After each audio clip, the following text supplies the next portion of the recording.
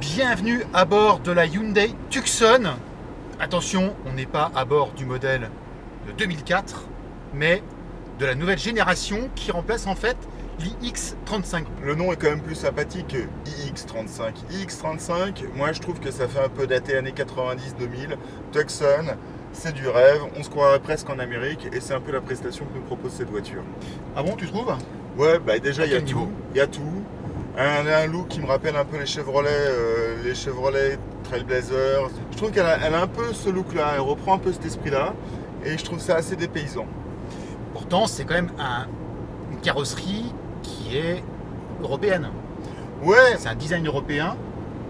oui, Non. oui, mais ça, c'est un goût assez universel. Mais il y a un côté western et américain dans cette voiture qui me déplaît pas, qui me plaît même assez. D'accord. Moi, je trouve une parenté avec le Santa Fe. Mhm. C'est un air de famille, hein, puisque le Santa Fe, c'est quand même le gros SUV chez Hyundai. Et là, en fait, on est dans la catégorie des crossovers compacts. Oui, Donc, Qashqai, Peugeot 3008, c'est vraiment le segment qui a le vent en poupe, hein. C'est un quart des ventes des voitures neuves en France, Mhm. maintenant, hein. oui, et c'est, bah, il peut se tailler une bonne place. Là, la finition qu'on a, c'est comme la finition la plus chère en tout équipé, Ouais, exclusive. exclusive. Elle présente à peu près toutes les options dont on peut rêver pour un prix relativement acceptable, pas non plus donné, hein, faut pas exagérer. Non, parce que là, justement, je te coupe. Au niveau du prix, là, on a 33 000 euros. On a le 1,7 litre CRDI de 115 chevaux. Avec la finition la plus haute, on est à 33 000 euros quand même, hein. Bah oui, 33 000 euros, c'est quand même une somme. Oui, c'est quand même une somme. Donc, on n'est plus du tout dans l'image de la voiture coréenne, pas chère. Ouais, mais ça fait longtemps, c'est comme la voiture coréenne moche, ça fait longtemps que c'est terminé ça, hein. Maintenant la voiture coréenne, elle est fiable, elle est ni moche ni pas chère, c'est un généraliste plutôt populaire, mais fiable surtout. Elle taille sa réputation sur sa fiabilité, plus sur son prix, quoi. Et pour le prix, ceci dit, on a, tu le disais, l'équipement complet, hein, Oui, même plus les que sièges, chez les autres. même les sièges ventilés, on a les sièges Ouais. ventilés, ce qui n'est pas désagréable. Et moi, je trouve qu'il y a un petit pack ici qui est réservé à la finition exclusive, donc la plus haute, qui, pour 500 euros, je crois qu'on a l'alerte d'angle mort et surtout un toit vitré panoramique ouvrant. Oui, avec Velum, 500 euros, normalement c'est 1500 euros le C'est- toit ouvrant, hein, donc, Ouais, enfin, un toit vitré, c'est, on va dire, 900 à 1000 euros. Ouvrante, ouais, c'est ça, c'est 1500, quoi. Et là, franchement, c'est cadeau, quoi. ouais, c'est vraiment, ouais, c'est vraiment un prix imbattable. Ça, pour ça, ils sont très bien placés.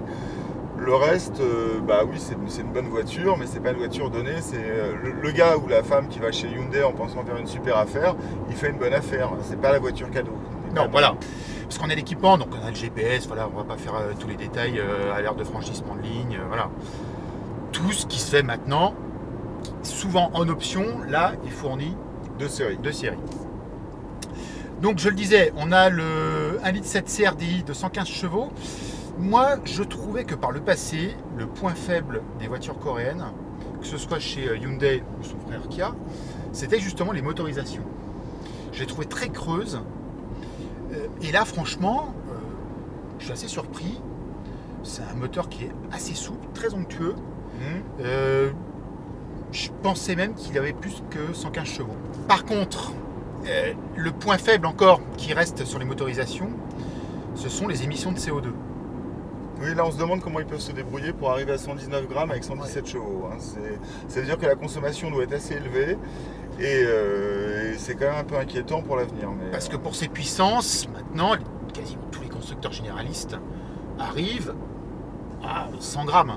Oui, ils arrivent à 100 grammes. Alors, et en plus, c'est même pas des jantes délirantes, c'est pas des jantes de 19 pouces. On note également un très gros effort de présentation.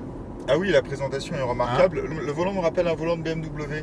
Ah bon BMW BMW série 3 de la précédente Toutes les génération. commandes Toutes les commandes. Le volant MFL BMW qui intégrait le cruise control, les commandes de téléphone, les commandes Régulateur de de vitesse, régulateur de vitesse, de Bluetooth, de de Bluetooth, téléphonie, de etc. tout. Ouais. Toutes les commandes nécessaires en volant multifonction. C'est sensiblement les mêmes aux mêmes endroits. De là à penser qu'ils sont inspirés, moi je dirais qu'ils ont sans doute les mêmes fournisseurs. En parlant de touches, il en reste encore quand même beaucoup dans l'habitacle, hein, sur le tableau de bord. Ouais. Que ce soit sur la partie infotainment ou ici pour tout ce qui est commande de climatisation, entre les sièges ventilés, le volant chauffant, voilà, quoi, il y en a beaucoup, hein. Ah, il y en a pas mal, oui. Il y a un côté un petit peu checklist d'hélicoptère, de supercoptère, un peu. On va tout checker avant de décoller. Ouais, ça doit plaire aux enfants, ça doit plaire aux gens qui sont un peu fans de techno. Moi, je suis pas fan de techno. Je préfère une 308 où il n'y a plus rien. Ouais. Alors, je suis pas tout à fait de ton avis. Moi, j'aime bien une touche, une fonction. Parce que souvent maintenant, comme tu n'as plus de touche, tu es obligé d'aller dans l'écran tactile et tu as toujours des sous-menus, et en fait, tu perds un temps infini. Ouais, oui, c'est vrai. Les avis sont partagés. J'ai pas de religion. J'ai vraiment pas de religion. Ce qui est pas mal, je trouve. Enfin, moi, ce que je trouve pas mal, c'est effectivement une touche, une fonction. Mais généralement, une fois que tu as fait tes réglages, tu les laisses. C'est comme les réglages de siège, quoi. Tu n'y touches plus, quoi. En parlant de siège, donc ils sont aussi électriques. Ils sont électriques et ventilés. Là, j'ai mis Et chauffants. Et chauffants. Moi, j'ai pas mis le chauffage, ce qui fait comme 30 degrés. Mais Étonnant. voilà. Mais j'ai mis la ventilation et ça marche vraiment bien. Moi, j'avais pas vu une telle ventilation depuis des grosses berlines allemandes où c'est quelque chose qui coûte assez cher. Ouais, non, c'est. Ça fait 2 fois que tu me parles. Tu m'as parlé une fois de BMW. Là, tu parles de voiture allemande. L'idée germanique de la qualité avec les sièges ventilés, les options de confort comme ça et de prestations de qualité, on voit clairement que Hyundai lorgne et vise la qualité allemande. C'est logique, ils sont installés en Allemagne. Ouais, et puis il faut le rappeler aussi, c'est quand même le 4e constructeur automobile mondial. Hein. Exactement, donc ils ne sont pas venus là par l'opération du Saint-Esprit. Et clairement, ils visent la qualité d'une Volkswagen, d'une Mercedes, même d'une BMW. Ils en sont encore loin, ils sont au niveau Volkswagen, hein, clairement. Ah oui, mais c'est presque du premium, quoi. C'est du généraliste bien, moi, à mon sens. Hein. Mais en même temps, c'est logique, Hyundai préfère viser Volkswagen que viser Dacia.